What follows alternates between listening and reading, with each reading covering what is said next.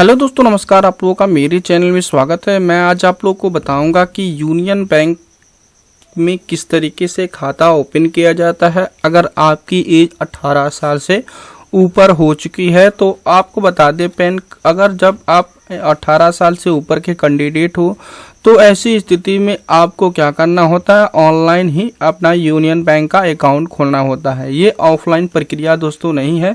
जो 18 साल से कम के कैंडिडेट होते हैं उनके लिए ही 18 साल फॉर्म की आवश्यकता होती है, लेकिन ऑनलाइन में ऐसी प्रक्रिया दोस्तों नहीं है। ऑनलाइन करते समय आपके पास पैन कार्ड, आधार कार्ड, मोबाइल नंबर और आपके आधार कार्ड से जो मोबाइल नंबर अटैच हो वो अवेलेबल होना चाहिए, पैन कार्ड होना चाहिए, तभी आप ऑनलाइन खुद घर बैठे कर सकते हैं। तो आपको बता दें क्या करना है।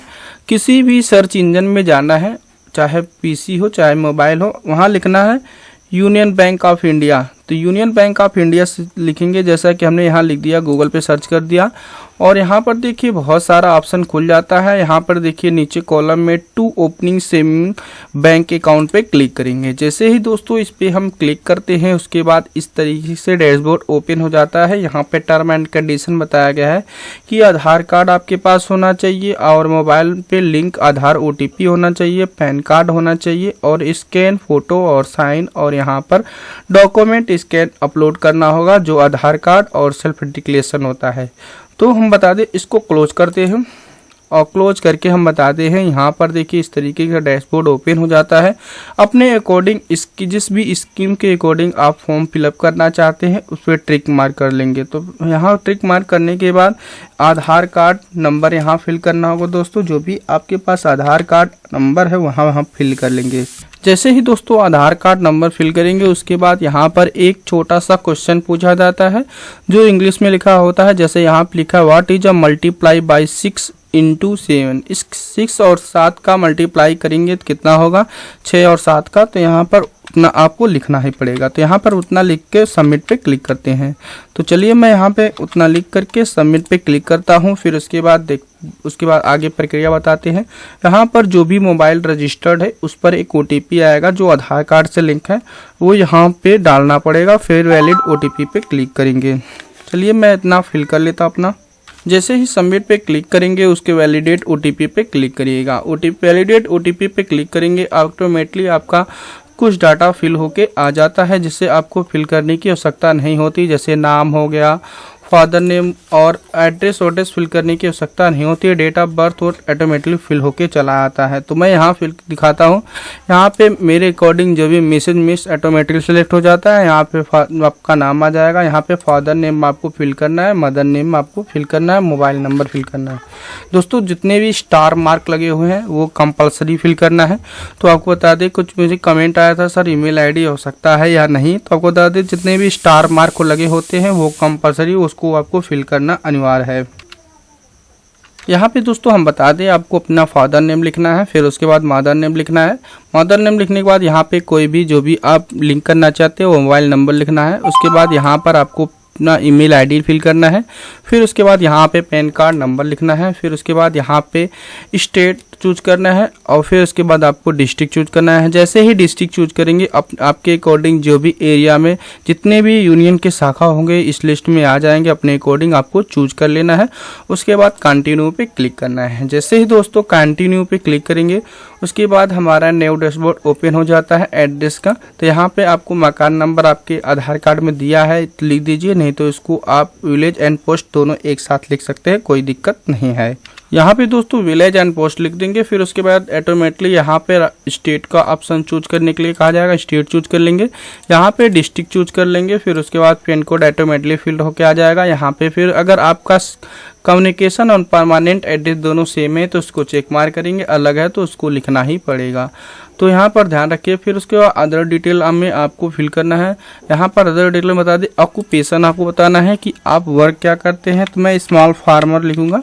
अक्सर कैंडिडेट को अगर मेल है तो ऐसे सिस्टम स्मॉल फार्मर, नहीं तो अदर हाउसवाइफ पे क्लिक करके आगे जा सकते हैं, नहीं तो अपने अकॉर्डिंग जो भी है आप चूज कर सकते हैं।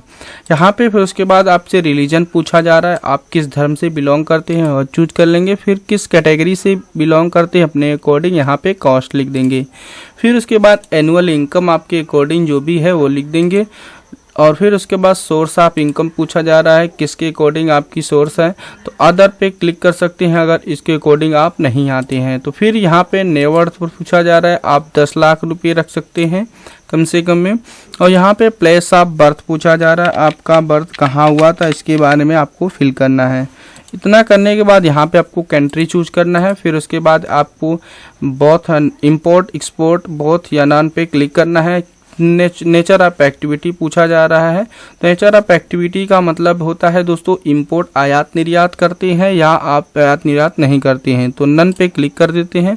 फिर उसके बाद आपको मैरिटल स्टेटस पूछा जा रहा है, अगर सिंगल है आपकी शादी नहीं हुई तो सिंगल पे क्लिक करेंगे, अगर मैरिड है तो आपको यहाँ पे मैरिड पे जैसे ही क्लिक करते हैं तो यहाँ पर आपको आपकी वाइफ का नाम या आपके पति का नाम देना पड़ेगा। तो मैं बता दूं, अगर लेडीज़ है तो ऐसी स्थिति में पति का नाम देंगे, अगर जेंट्स है तो ऐसी स्थिति में आपको बता दें अपने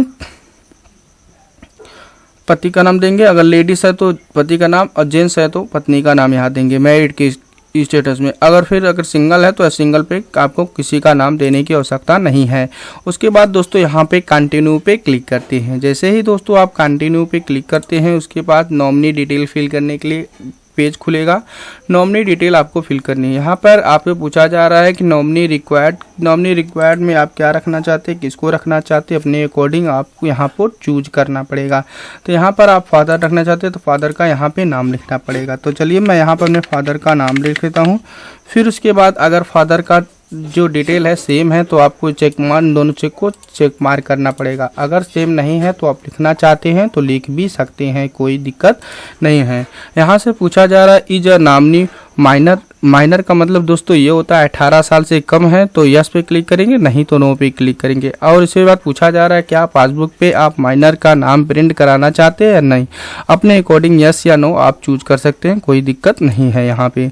फिर उसके बाद आपको पूछा जा रहा है कि टर्म एंड कंडीशन क्या क्या आपको अदर फैसिलिटी चाहिए, अपने अकॉर्डिंग जो भी फैसिलिटी आपको चाहिए आपको उसको चेक मार्क करना है, अगर जो फैसिलिटी नहीं चाहिए उसको अनचेक मार्क कर देना है। तो यहाँ पे मुझे सबसे सारी फैसिलिटी चाहिए, mobile banking, cheque book, SMS banking, और आपको कलेक्ट फ्रॉम ब्रांच से कलेक्ट करना चाहते हैं तो इस पर क्लिक करके सबमिट पे क्लिक करेंगे। जैसे ही दोस्तों सबमिट पे क्लिक करेंगे उसके बाद हमारा न्यू पेज ओपन हो जाता है, जहां पर आपको फ़ोटो अपलोड करना है जो कि 20 से 25 KB है, और यहाँ पे साइन अपलोड करना है 20 से 25 KB।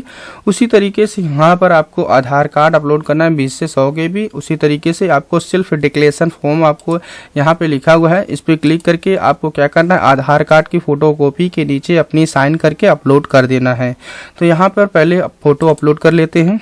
यहाँ पे दोस्तों हमने डॉक्यूमेंट कंप्लीट कर लिया है, फोटो और फिर उसके बाद यहाँ पर साइन आधार कार्ड, और यहाँ पे सेल्फ डिक्लेरेशन हमने बताया है, एक फोटो कॉपी के पेपर के नीचे आपका साइन होना चाहिए, वो सेल्फ डिक्लेरेशन हो जाता है। और सेव पे क्लिक कर देते हैं। जैसे सेव पे दोस्तों क्लिक करते हैं आपका फाइनली सेव हो जाता है।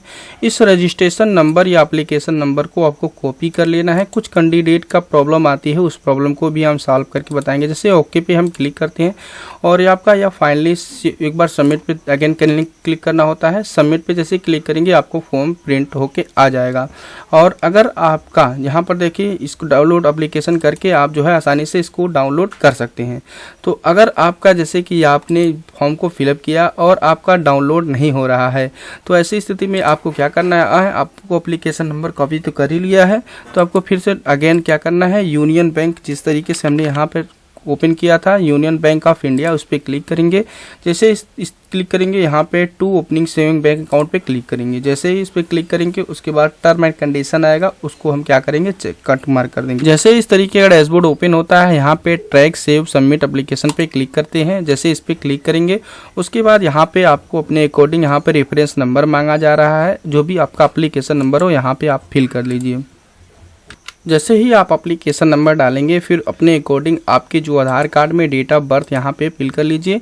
और अगर आपके डेट ऑफ बर्थ आपको आपके आधार कार्ड में जो डेट ऑफ बर्थ है वही फिल कर लीजिएगा दोस्तों। और यहाँ पर मैं जैसे कि डेट ऑफ बर्थ फिल कर लेता हूँ और अपने अकॉर्डिंग जो भी आपका डेट ऑफ बर्थ है आप फिल कर लीजिए और यहाँ पे सबमिट पे क्लिक कर देंगे। जैसे ही सबमिट पे क्लिक करेंगे आपका फाइनली प्रिंट होके आ जाएगा। यहाँ पर देखिए डाउनलोड एप्लीकेशन आ चुका है, इस पर क्लिक करके डाउनलोड एप्लीकेशन कर सकते हैं।